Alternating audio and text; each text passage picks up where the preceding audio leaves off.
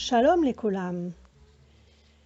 Vous connaissez déjà la première lettre de l'alphabet, le Aleph, la deuxième, Bet, la quatrième, Dalet, et aujourd'hui nous allons découvrir la troisième lettre, le Gimel. Encore une lettre merveilleuse au sujet de laquelle il y a beaucoup à dire.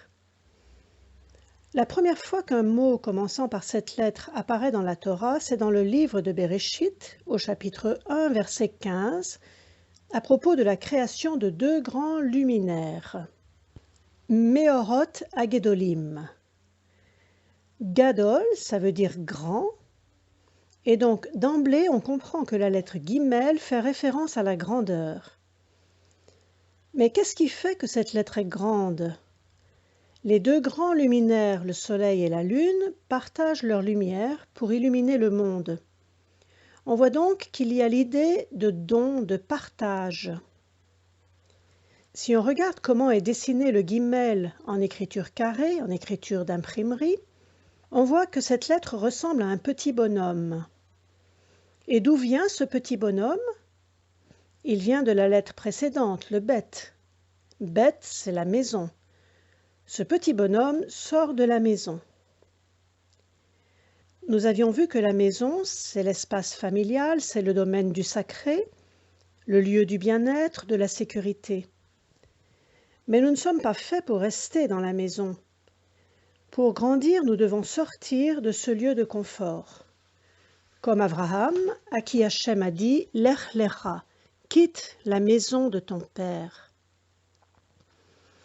Le Gimel est donc la lettre qui nous fait sortir d'un certain confort pour aller vers la lettre suivante, le Dalet, et aussi pour aller vers Davar. Davar, vous vous souvenez, c'était la parole. C'est le verbe medaber qui signifie parler et dont la racine est identique à celle du mot midbar, le désert. Donc, quand on quitte la maison, quand on quitte nos sécurités, on se retrouve dans le désert, Bamidbar. Et dans le désert, on est comme un chameau. D'ailleurs, gamal, en hébreu, ça veut dire chameau. En écriture proto-sinaïtique, le Gimel était dessiné avec deux barres faisant un angle, symbolisant le sommet de la tête et le cou du chameau. Même encore dans l'écriture carrée actuelle, nous voyons comme un chameau se dressant, la tête haute. Le chameau peut marcher longtemps dans le désert, parce qu'il a une réserve d'eau dans sa bosse. Nous aussi, nous pouvons tenir dans le désert parce que nous avons l'eau de la Torah. Gamal, ça veut aussi dire sevrage. Comme dans le livre de Bereshit, au chapitre 21, verset 8, à propos d'Yitzhak, Vaïgdal Ayelet, Vaïgamal, l'enfant grandit, il fut sevré. Je vous propose de nous arrêter un petit peu sur ce verset parce qu'il est intéressant dans la mesure où vous connaissez déjà suffisamment d'éléments pour pouvoir le décrypter. Vaïgdal, donc déjà, vous voyez, Vaïgdal, c'est le verbe grandir. On retrouve la racine gadal, comme dans le mot gadol, grand. Le deuxième mot, hayeled, l'enfant, je crois que nous avions appris le mot enfant. Yeled, c'est l'enfant masculin, et Yelda, c'est la fille, la petite fille. Vaïgamal. Gamal, voyez, ça veut dire sevrer. Si je continue à lire, Vayassé Avraham. Vous reconnaissez le mot Avraham, c'est intéressant parce qu'il commence par le mot père, Av. Avraham veut dire le père de la multitude.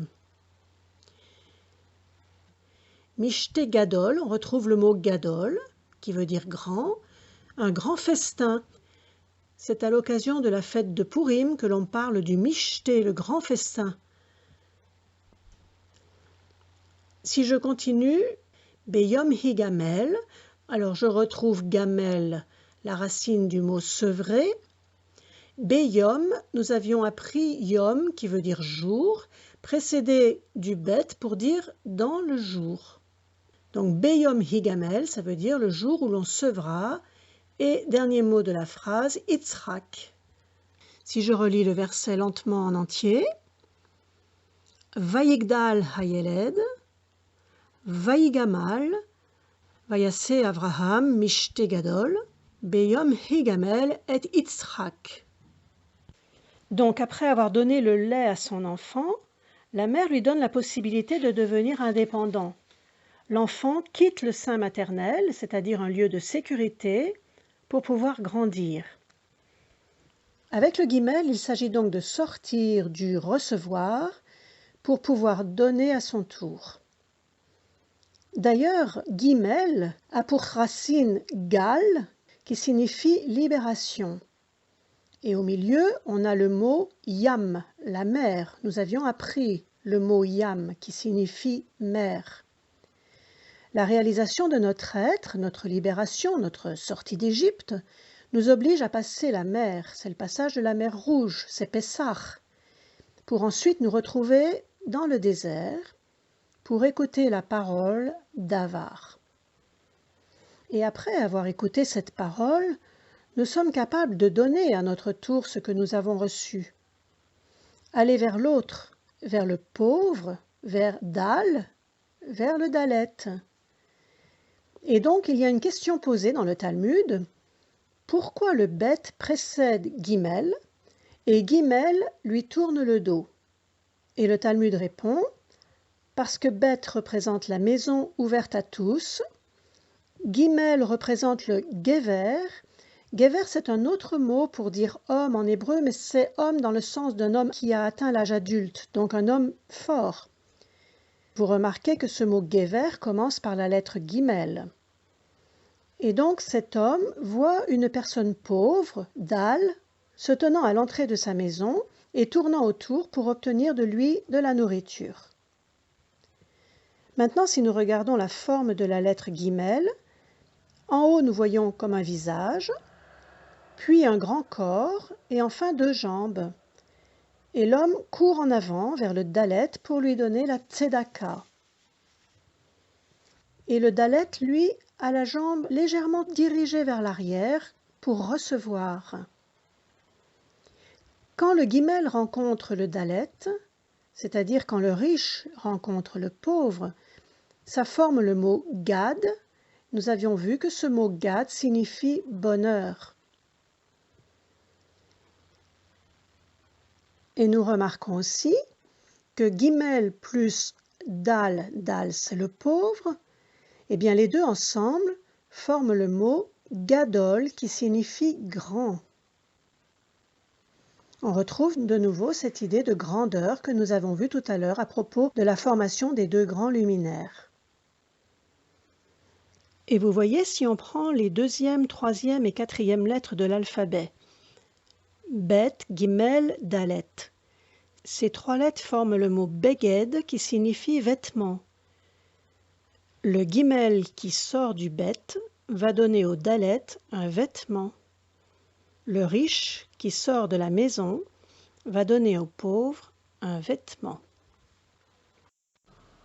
D'autre part, le verbe gomel signifie gratifier, comme nous disons dans les bénédictions du matin, Baruch ata Hashem, gomel chassadim tovim le'amo Israël. Tu es source de bénédiction éternelle qui accorde des bontés bienfaisantes à son peuple Israël. Regardons maintenant comment se dessine la lettre Gimel. Nous n'avons pas encore appris la lettre Zayin, qui est la 7e lettre de l'alphabet, mais en tout cas, sachez que le Gimel se forme à partir de cette lettre Zayin, à laquelle on rajoute un Yud qui forme la 2e jambe. Zayin a pour valeur numérique 7, Yud 10, le total fait donc 17, c'est la Gematria, c'est-à-dire la valeur numérique du mot Tov, qui signifie bon. Quand on va vers l'autre, on fait du bien. Gimel, c'est aussi un Yud en haut, un Vav et un autre Yud en bas. Le total fait donc 10 plus 6 plus 10 égale 26. Vous vous souvenez, 26, c'est la Gematria du tétragramme sacré. Ça veut dire que le nom divin est caché dans la lettre Gimel. Et c'est peut-être pour ça que le guimel se trouve aussi dans la racine du verbe légalote, qui signifie découvrir. Nous avons à découvrir ce qui est caché dans le guimel. C'est de là aussi que vient le mot Megillah. La Megillat Esther, c'est ce parchemin du livre d'Esther que l'on déroule pour dévoiler ce qui est caché, puisque Esther vient du verbe nistar qui signifie caché. Cette même racine gal signifie aussi la vague. La vague, c'est aussi ce qui recouvre et ce qui découvre. Elle recouvre le sable et elle découvre le sable. Ça veut dire qu'il y a un mouvement perpétuel de couvrir et de découvrir. Quand on met 2 fois le mot gal, ça fait galgal, c'est la roue qui tourne. C'est de ce mot galgal que vient le mot Gilgul qui signifie réincarnation. Dans le judaïsme, le concept de réincarnation est fondamental, tout comme celui de résurrection. Si une âme n'a pas accompli parfaitement sa mission sur terre, elle reviendra dans un autre corps, et cela autant de fois qu'il lui sera nécessaire pour achever sa mission. La réincarnation, Gilgul, est donc une opportunité offerte à l'âme pour se perfectionner ou réparer ses erreurs passées. Comme il est dit dans le livre de Job, « Dieu a exempté mon âme de descendre dans la fosse, ma vie jouira encore de la lumière. Voyez, tout cela, Dieu le fait 2 ou 3 fois en faveur de l'homme, pour ramener son âme des bords de l'abîme et l'éclairer de la lumière des vivants. » Voyons maintenant quelques mots, commençant par la lettre guimel, et nous allons voir que ces mots évoquent la notion de grandeur. Gaon, qui signifie génie, comme le Gaon de Vilna par exemple. Gavoua signifie haut. Géoula, c'est la délivrance. Gvoura, vous savez que dans l'arbre des séphirotes, dans l'arbre des attributs divins, il y a l'attribut de Gvoura, c'est la vigueur, c'est la force. Et le mot Gibor signifie fort. Tout comme je vous le disais tout à l'heure que Gever, c'est l'homme accompli, l'homme qui a atteint l'âge adulte. Enfin, si je mets 2 guimels l'un à la suite de l'autre, ça forme le mot Gag, c'est le toit, donc ça indique une protection. Guimel est la 3e lettre de l'alphabet, elle a donc pour valeur numérique 3, et le nombre 3 évoque aussi la stabilité et l'équilibre. Dans le judaïsme, on trouve très souvent la notion du 3. En effet, une chose répétée 3 fois est chazaka, ça veut dire qu'elle est entérinée. Si nous regardons le 3e jour de la création, nous voyons que ce 3e jour, Dieu réunit les eaux d'en bas et les eaux d'en haut qui avaient été séparées le 2e jour. Et ces eaux vont former Echad 1. Nous avons les 3 prières de la journée qui sont en lien avec les 3 patriarches. Nous avons les 3 parties du Tanakh, Torah, Nevi'im, Ktuvim. Il y a 3 sortes d'âmes juives, les Kohen, les Lévi'im et les Israélites. Les 3 grandes fêtes de pèlerinage, Pessah, Shavuot, Sukkot, où tout juif doit monter à Jérusalem, aller au Beth Amikdash pour s'imprégner de la présence d'Hachem. Nous avons le trio Moshe, Aaron, Myriam, qui représente la royauté, la prêtrise et la prophétie. La cellule familiale, père, mère, enfant. Et enfin la Torah, la terre et le peuple connectés à Hachem, qui sont indissociables. Le 3 vient procurer une entité, une shlemut, c'est-à-dire une plénitude, une complétude.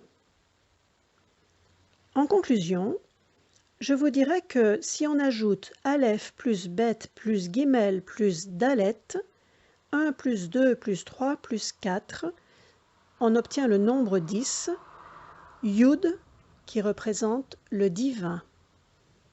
Ces 4 premières lettres de l'alphabet formant le Yud, la 5e lettre étant le He, nous retrouvons les 2 premières lettres du nom divin. Yud, He. Nous restons sur ce nom Ya. Je vous souhaite une belle étude et vous dis à la prochaine fois.